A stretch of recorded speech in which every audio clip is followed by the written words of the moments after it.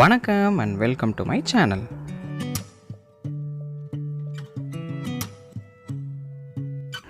இந்த வீடியோவில் நம்ம பார்க்க போகிறது Midea 110 ஏசி அண்ட் Microtek ஸ்டெபிளைசரோட அன்பாக்சிங், இன்ஸ்டாலேஷன் அண்ட் ரிவ்யூ. இந்த Midea ஏசி வந்து கேரியர் பிராண்டோட சப் பிராண்ட் தான்.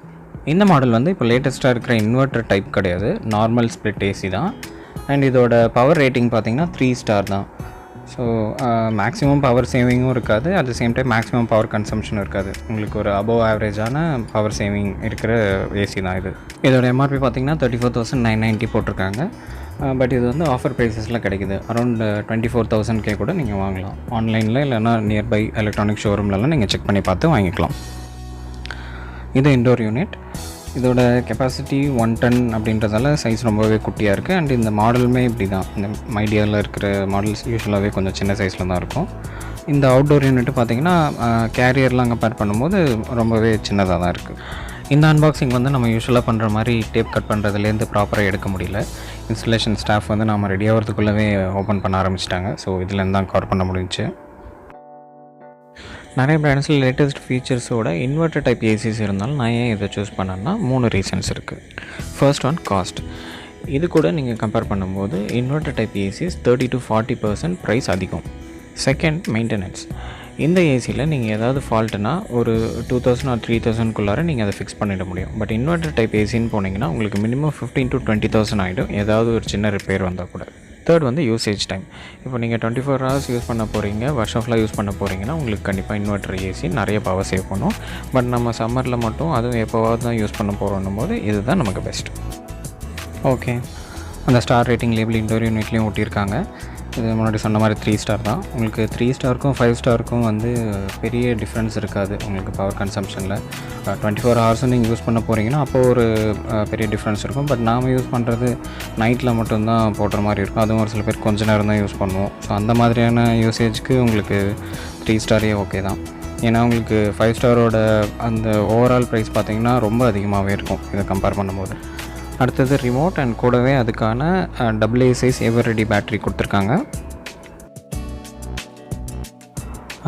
வோல்டாஸ் அண்ட் ஒனிடா ரிமோட்லாம் பார்த்திங்கன்னா கொஞ்சம் சின்ன சைஸ்லாம் நிறைய பட்டன்ஸோடு இருக்கும். பட் இந்த கேரியர் அண்ட் மைடியா ரிமோட்லாம் வந்து கொஞ்சம் லாங்காக இந்த மாதிரி ஒரு கம்மி பட்டன்ஸ் வச்சு அந்த ஒரு பெரிய டிஸ்பிளேயோடு இருக்கும். ஹேண்டில் பண்ணுறதுக்கு கொஞ்சம் ஈஸியாக இருக்கும். பின்னாடி பார்த்திங்கன்னா இந்த ஏசியோட மாடல் நேம் இருக்குது. அண்ட் இதை சர்வீஸ்க்கு ரெக்வெஸ்ட் பண்ணுறதுக்கான கஸ்டமர் கேர் நம்பர் கொடுத்துருக்காங்க. அடுத்தது இந்த கவரில் வாரண்டி கார்டு கொடுத்துருக்காங்க. அடுத்தது ரிமோட்கான மேனுவல் புக்.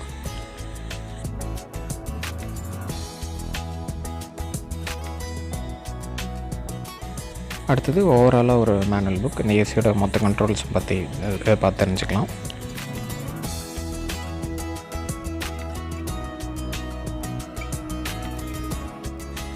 அப்புறம் இன்ஸ்டலேஷன் மேனுவல். இங்கே செல்ஃபாகவே இன்ஸ்டால் பண்ணால் கூட இதை பார்த்து ஃபுல்லாக படித்து பார்த்து தெரிஞ்சுட்டு இன்ஸ்டால் பண்ணிக்கலாம். அடுத்தது இந்த ஏசிக்கு தேவையான ஸ்டெபிளைசரை பற்றி பார்த்துடலாம். இது மைக்ரோடெக் வோல்டேஜ் ஸ்டெபிளைசர்.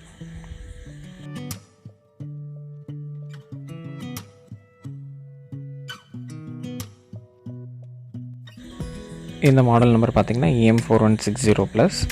இது வந்து both normal split AC and inverter type ரெண்டுத்துக்குமே யூஸ் பண்ணிக்கலாம். இந்த மாடல் வந்து 1லேருந்து 1.5 ton வரைக்கும் கெப்பாசிட்டி இருக்கிற ஏசிக்கு யூஸ் பண்ணிக்கலாம். இதோட எம்ஆர்பி 3590 போட்டிருக்காங்க. பட் இதை நீங்கள் 1,800 to 2,000 வாங்கலாம். ஓகே, இதை அன்பாக்ஸ் பண்ணியாச்சு. நல்லா காம்பேக்டாக ரொம்ப ஸ்ட்ராங்காக இருக்குது.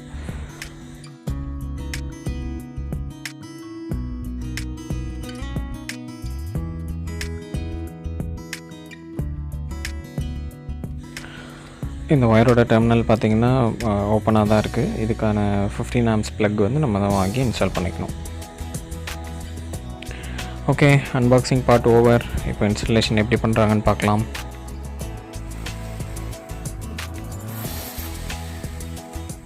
Copper tubes, water outlet pipe and wire போகிறதுக்கான பெரிய ஹோலை ட்ரில் பண்ணிவிட்டு இந்த இன்டோர் யூனிட்டை மாட்டுறதுக்கான ஃப்ரேமையும் செட் பண்ணிட்டாங்க. நெக்ஸ்ட்டு காப்பர் டியூபை வெளியிலேருந்து இன்சர்ட் பண்ணி ரெடியாக வச்சுட்டாங்க.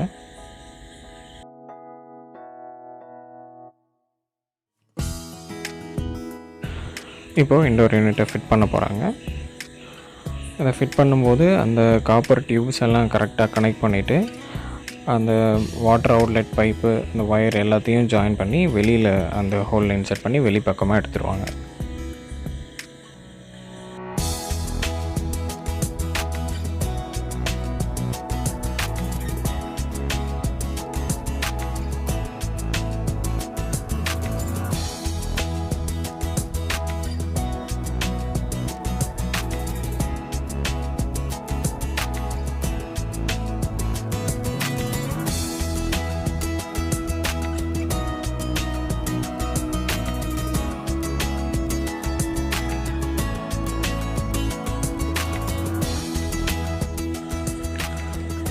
ஓகே, முடிஞ்சிருச்சு.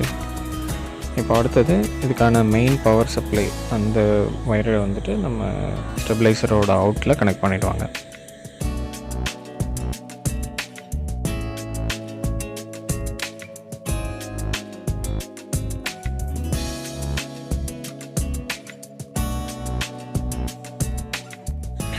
ஓகே, இன்டோர் ஒர்க் ஃபுல்லாக முடிஞ்சிருச்சு.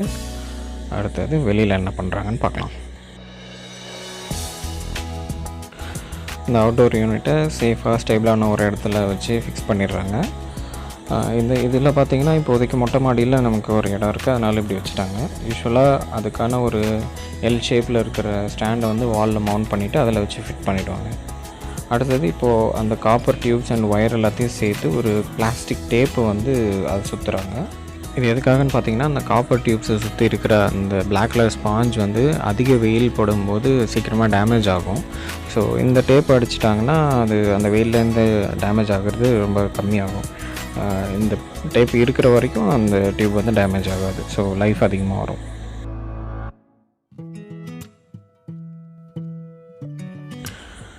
இந்த எண்டு வரைக்கும் அந்த டேப்பை நல்லா சுற்றி சீல் பண்ணிடுறாங்க டைட்டாக. அடுத்தது இந்த காப்பர் டியூப்ஸை இந்த அவுட்டோர் யூனிட் கூட ஃபிட் பண்ணுறாங்க. இந்த காப்பர் டியூப்ஸ் வழியாக தான் அந்த hot and cold coolant gases circulate ஆகிட்டே இருக்கும்.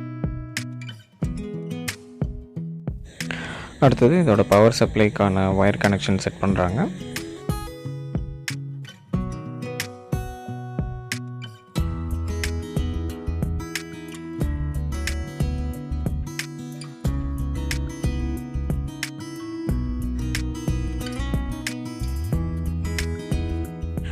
ஓகே, அந்த கனெக்ஷன்ஸ் முடிஞ்சோடனே இந்த காப்பர் டியூப்ஸோட கனெக்ஷன் பாயிண்ட் எல்லாம் வந்து நல்லா ஃபைனலாக ஒரு டைட் வச்சிட்றாங்க. அப்போ தான் வந்து கேஸ் லீக்கேஜ் இல்லாமல் இருக்கும். ஓகே, கனெக்ஷன் பார்ட் எல்லாம் முடிஞ்சிருச்சு. அடுத்து அந்த ட்ரில் பண்ண ஹோலில் வந்துட்டு ஒயிட் சிமெண்ட் வச்சு நல்லா பேக் பண்ணி சீல் பண்ணிடுறாங்க.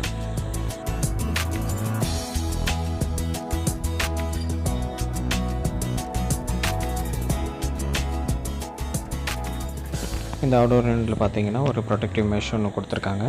அணில், காக்கா அந்த மாதிரிலாம் உள்ளே பூந்து எதுவும் டேமேஜ் பண்ணிடாமல் இருக்கிறதுக்காக அப்படி கொடுத்துருக்காங்க. அடுத்தது இந்த ஏசியில் ஒரு மெயின் ஸ்பெஷல் என்னென்னா, இதில் இருக்கிறது எல்லாமே 100% காப்பர் பார்ட்ஸ். அப்புறம் இதுக்கு ஸ்டெபிளைசர் தேவையில்லை. நான் சொன்ன மாதிரி ஃப்ளக்சுவேஷன் இருந்தால் மட்டும் யூஸ் பண்ணிக்கலாம். இதில் யூஸ் பண்ணுறது eco friendly R32 refrigerant and இதில் ரெஃப்ரிஜரண்ட் லீக்கேஜ்க்கான சென்சாரும் இருக்குது. இன்ஸ்டாலேஷன் கம்ப்ளீட் பண்ணிவிட்டு இது யூசேஜ்க்கான ஒரு ஷார்ட் டெமோ கொடுக்குறாங்க. எப்படி யூஸ் பண்ணுறது, எப்படி கண்ட்ரோல் பண்ணுறதுன்னு எல்லாமே. எப்போவுமே யூஸ்வலான ஒரு ஸ்டாண்டர்ட் இன்ஸ்ட்ரக்ஷன் என்னென்னா, எந்த ஏசியுமே ஸ்டார்ட் பண்ணும்போது 24 டிகிரியில் வச்சுக்கிறது நல்லது. அதுக்கு கம்மியாக டெம்பரேச்சர் குறைச்சோம்னா அந்த கம்ப்ரெசரோட லைஃப் குறையும்னு சொல்லுவாங்க. அண்ட் பவர் கன்சம்ஷனும் அதிகமாக இருக்கும் ஸ்டார்ட் பண்ணும்போது. அடுத்த முக்கியமான விஷயம் ஸ்டெபிளைசர். ஏசிக்கு ஸ்டெபிளைசர் வேணான்னு அவங்க மென்ஷன் பண்ணியிருந்தாலும் இதில் பாருங்கள், எனக்கு வர்ற வோல்டேஜ் 203 தான் வருது. ஸோ இந்த மாதிரி ஃப்ளக்சுவேஷன் இருக்கிற இடத்துல கண்டிப்பாக ஸ்டெபிளைசர் போடணும். அப்போ தான் ஏசிக்கு வந்து டேமேஜஸ் இல்லாமல் இருக்கும்.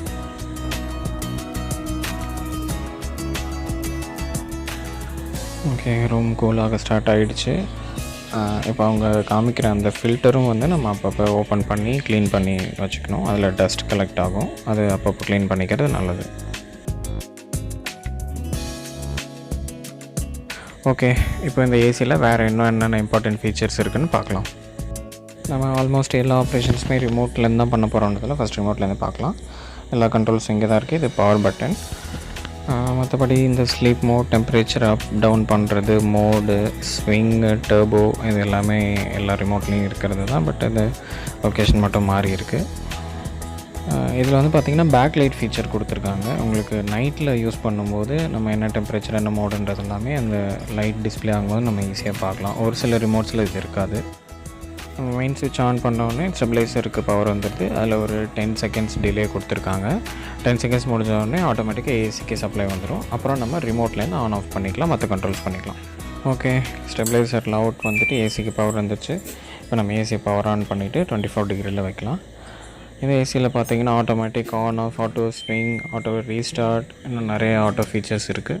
அதாவது நீங்கள் யூஸ் பண்ணிகிட்டு இருக்கும் போதே பவர் கட் ஆகி திரும்ப வந்தால் கூட அது எந்த டெம்பரேச்சரில் வச்சுருந்தீங்களோ அதே டெம்பரேச்சருக்கே ரீஸ்டார்ட் ஆகிக்கும் ஆட்டோமேட்டிக்காக. அடுத்தது முக்கியமாக நமக்கு இதில் ஃப்ரெஷ் ஏர் கிடைக்கிறதுக்காக ஸ்மார்ட் அண்ட் ஹெச்டி ஃபில்டர்ஸ் வச்சுருக்காங்க இதில். அடுத்தது உள்ளே இருக்கிற பிளேட்ஸை நீங்கள் மேனுவலாக திருப்பி எந்த டேரெக்ஷனில் வேணுமோ அப்படி வச்சுக்கலாம். அடுத்து ஸ்விங் மோட் ஆன் பண்ணிக்கலாம், இல்லை ஆஃப் பண்ணிவிட்டு எந்த ஆங்கிளில் வேணுமோ அந்த ஸ்டெப்பில் வச்சுக்கலாம். அப்புறம் நைட்டில் தூங்கும்போது இதை ஸ்லீப் மோடில் போட்டுக்கிட்டிங்கன்னா அது வந்து ஒரு ஸ்டெடி ஃப்ளோவில் இருந்துக்கிட்டு இருக்கும். ஸோ அது கொஞ்சம் எக்கனாமிக்கலாகவும் இருக்கும் உங்களுக்கு. நெக்ஸ்ட் நான் முன்னாடி சொன்ன மாதிரி இதில் யூஸ் பண்ணுற காயில் எல்லாமே காப்பர் காயில். இதோட பெனிஃபிட்ஸ் பார்த்திங்கன்னா உங்களுக்கு டியூரபிள், ஹீட் ட்ரான்ஸ்ஃபர் அதிகமாக இருக்கும், மெயின்டெனன்ஸ் ரொம்ப கம்மி and high value for money. Dual inverter, wifi மாதிரியான லேட்டஸ்ட் ஸ்மார்ட் ஃபீச்சர்ஸ் இருக்கிற ஏசிஸ் கூட கம்பேர் பண்ணும்போது இது ரொம்பவே பேசிக்கான மாடல் தான். பட் காஸ்ட் வைஸ் பார்க்கும்போது இதுதான் இருக்கிறதுலே கம்மி விலையில் கிடைக்கக்கூடிய ஒரு நல்ல பிராண்டட் ஏசி.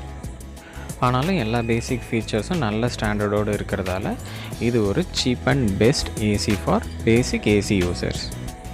ஓகே ஃப்ரெண்ட்ஸ், இந்த வீடியோ உங்களுக்கு பிடிச்சிருக்கு, யூஸ்ஃபுல்லாக இருக்குன்னு படிச்சுன்னா லைக் அண்ட் ஷேர் பண்ணுங்கள். உங்கள் ஃபீட்பேக்ஸ் கமெண்ட் பண்ணுங்கள். நம்ம சேனலுக்கு மறக்காமல் சப்ஸ்கிரைப் பண்ணுங்கள். தேங்க்ஸ் ஃபார் வாட்சிங்.